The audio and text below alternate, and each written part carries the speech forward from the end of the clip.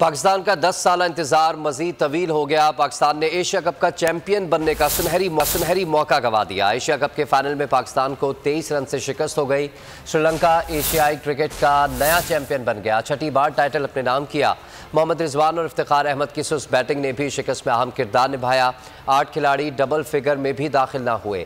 मोहम्मद रिजवान ने 55 रन की इनिंग्स खेली जो टीम के किसी काम ना आ सकी। शानदार बैटिंग पर राजापक्से मैच के बेहतरीन खिलाड़ी करार पाए।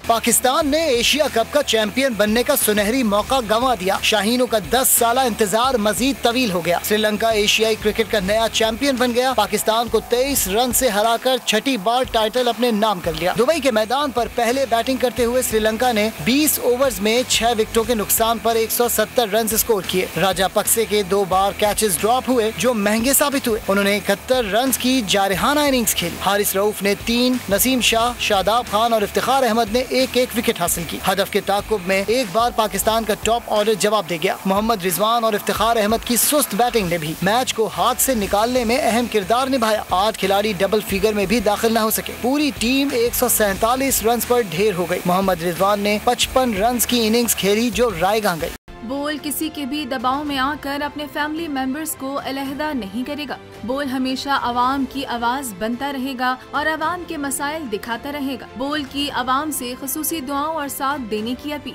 सबसे ज्यादा व्यूज, सबसे ज्यादा रील्स और सबसे ज्यादा रेटिंग के साथ बोल अब भी नंबर 1 पोजीशन पर बरकरार।